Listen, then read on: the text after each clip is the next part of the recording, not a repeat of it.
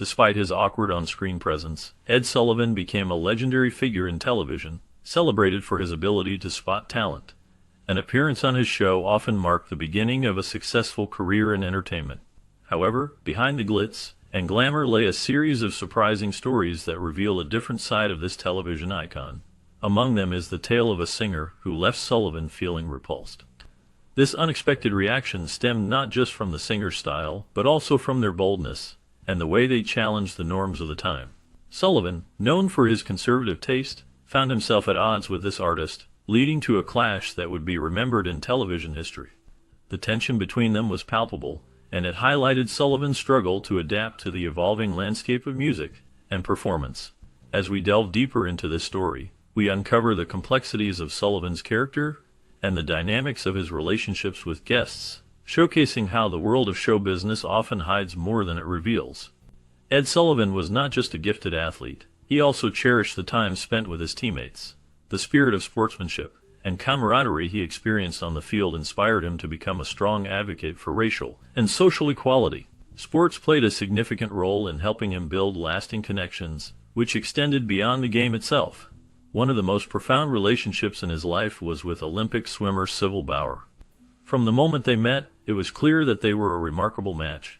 Their bond deepened quickly, and after only a few months of dating, they became engaged, sharing dreams of a bright future together. However, their love story took a tragic turn. Bauer, full of life and talent, was struck by a devastating illness. She was diagnosed with cancer at a young age, and despite her strength and determination, she succumbed to the disease when she was just 23. Sullivan was left heartbroken, grappling with the loss of his beloved fiancée.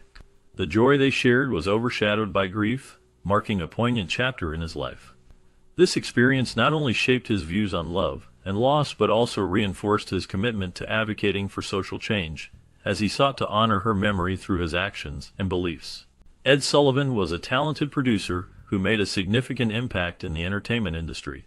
He faced a personal tragedy when Bauer, his close friend, unexpectedly passed away.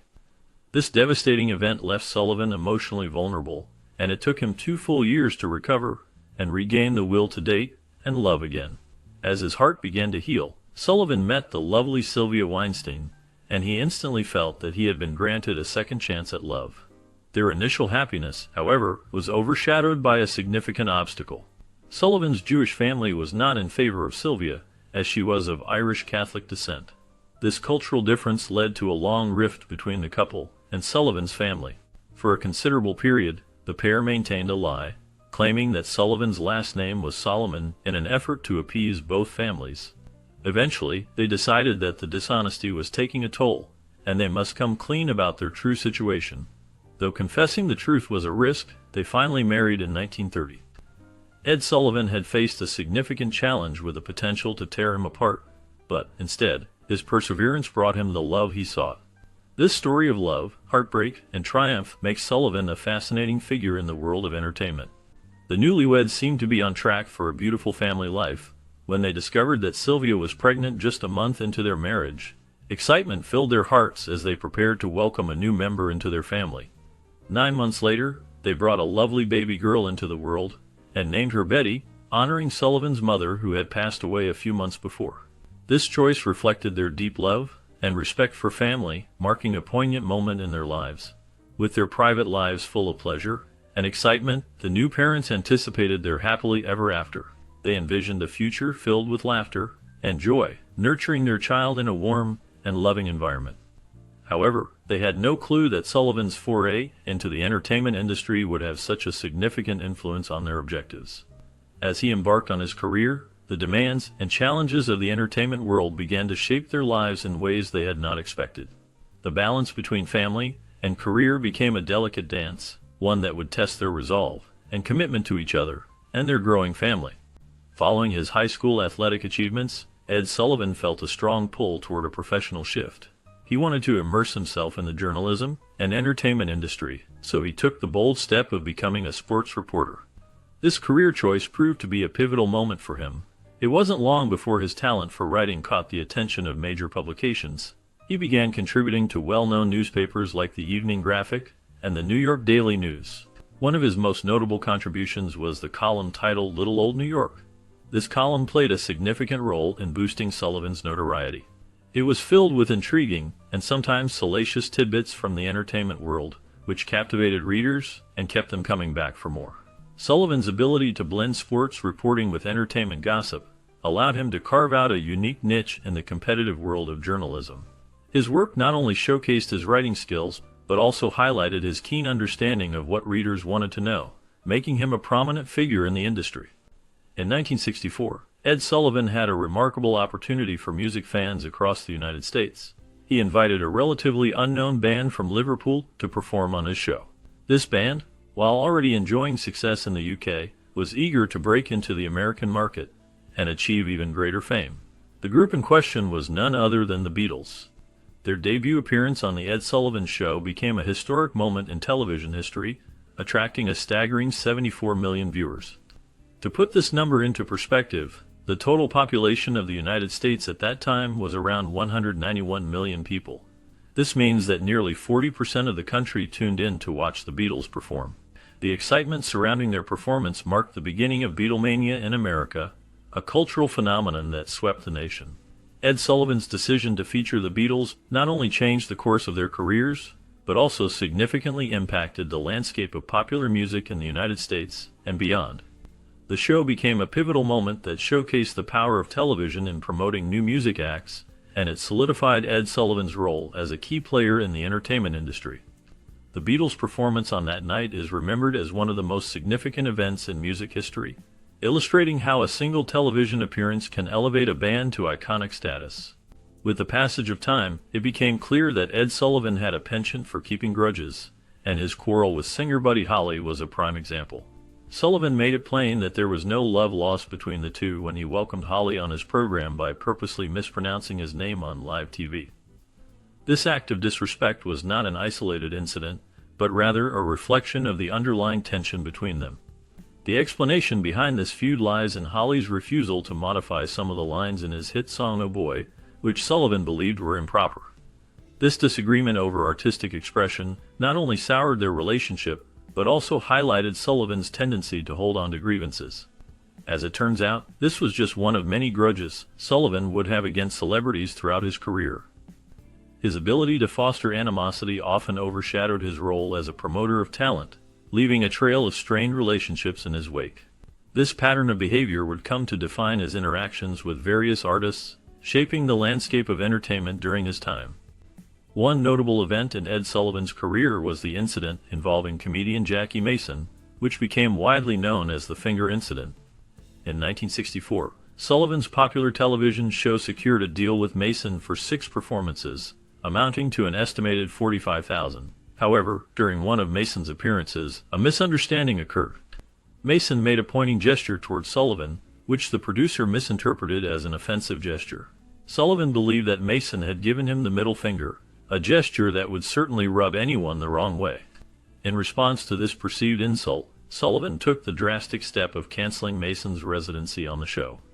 This decision led to a lengthy and public court battle between the two men. The Finger Incident highlighted Sullivan's sensitivity to perceived slights and showcased the high stakes involved in the entertainment industry during that era. The conflict between Sullivan and Mason became a significant chapter in the history of television and comedy, illustrating how quickly relationships can sour in the spotlight. The aftermath of the incident left a lasting impression on both Sullivan's career and Mason's as they navigated the fallout of this unexpected confrontation. The Finger Incident remains a memorable example of the complexities of show business and the personal dynamics that can arise in such a high-pressure environment. When Jim Morrison and the Doors were set to perform on The Ed Sullivan Show, tensions were already brewing. Sullivan had a reputation for wanting to maintain a certain image for his program, especially when it came to the lyrics of the songs performed. He was particularly concerned about the implications of drug references in popular music. This concern led him to request that the Doors revise their hit song Light My Fire. Sullivan specifically wanted the line "Girl, we couldn't get much higher" removed, believing it hinted at drug use. Morrison, known for his rebellious spirit, initially agreed to make the changes. However, in a twist of defiance, when it came time to perform, he sang the song exactly as it was originally written, including the controversial lyrics. Sullivan's reaction was one of fury. He was so enraged by Morrison's disregard for his request that he vowed never to invite the Doors back onto his show again. This incident highlighted the clash between the counterculture of the 1960s and the more conservative media landscape of the time, showcasing the tensions that often arose between artists seeking creative freedom and producers aiming to maintain control over their programming. The fallout from this performance cemented Morrison's reputation as a rock and roll rebel and left a lasting mark on the history of music television. Ed Sullivan's tenure as a television producer and host was marked by his influence over the artists who appeared on his show. One notable instance of this was with Bob Dylan, a rising star known for his poignant and politically charged music. Sullivan found himself at odds with Dylan when he attempted to persuade the young artist to tone down the political messages that were woven into his songs and performances. Sullivan's strategy was to make Dylan's music more palatable for the broad audience that tuned into his show each week. However, this approach ultimately failed. Dylan, who was fiercely passionate about his art and the messages he conveyed through it, was not willing to compromise his integrity as an artist. In a dramatic turn of events, he decided to leave the performance just moments before he was set to go on stage. Dylan famously stated that if he could not perform his song as he intended, he would rather not appear at all. This incident highlighted the tension between artistic expression and commercial television, showcasing the lengths to which artists like Dylan would go to remain true to their vision and values. The clash between Sullivan's expectations and Dylan's commitment to his music serves as a poignant reminder of the importance of integrity in the creative process. Unlike Bob Dylan, several musicians, including the Rolling Stones, complied with Ed Sullivan's request before performing on his show. When the Stones were set to perform their song, "Let's Spend the Night Together," Sullivan insisted that they change the title line to "Let's Spend Some Time Together." The band agreed to this alteration but made it clear that they were not happy about it. Mick Jagger, the lead singer, would roll his eyes each time he had to sing the modified line, showing his frustration with the situation. Sullivan, known for his strict standards and desire to maintain a family-friendly image on his show, was visibly irritated by the band's attitude. Despite this tension, Sullivan continued to invite the Rolling Stones back for future performances, demonstrating the complex relationship between the producer and the rock band. Their interactions highlighted the clash between artistic expression and television standards during that era. Some of Sullivan's views were well documented since they occurred on stage, while others remained hearsay and became the stuff of Hollywood folklore. He is said to have blacklisted notable figures like Steve Allen, Nat King Cole, Frank Sinatra, and Jack Parr, among others. Most of these feuds were never given a meaningful context, leaving audiences to speculate about the reasons behind them. People undoubtedly enjoyed guessing the causes for these disputes and spreading tales about them. These stories often took on a life of their own, morphing into legends that captured the imagination of the public. Even still, it is fair to assume that we will never know if these disputes were real or merely made up. The lack of concrete evidence surrounding these blacklists adds an air of mystery to Sullivan's legacy, making it difficult to discern fact from fiction. As time passed, these narratives became part of the larger tapestry of entertainment history, illustrating the complexities of relationships in the show business world. It took 2 years to resolve the finger incident, a moment that changed everything for Mason. After this long period, he returned to the program, but nothing was ever the same again. The incident had cast a long shadow over his career. Mason later opened up about the encounter in an interview with Vanity Fair, revealing the impact it had on his life and work. He described the gesture as a significant moment that he could not shake off. In his mind, it exposed the deep effects of the conflict on his career. He stated that it effectively ended his career for at least 10 to 15 years. Back then, having an image associated with something filthy was enough to wipe out a person's professional life. The stigma attached to that moment lingered, affecting opportunities and public perception. Mason's experience serves as a reminder of how a single incident can alter the course of a career, leaving lasting consequences that take years to overcome. While Sullivan did sometimes dispute with some of his guests, these instances were much outweighed by favorable occurrences. Sullivan welcomed many performances with open arms, and his adoration wasn't limited to renowned singers and bands.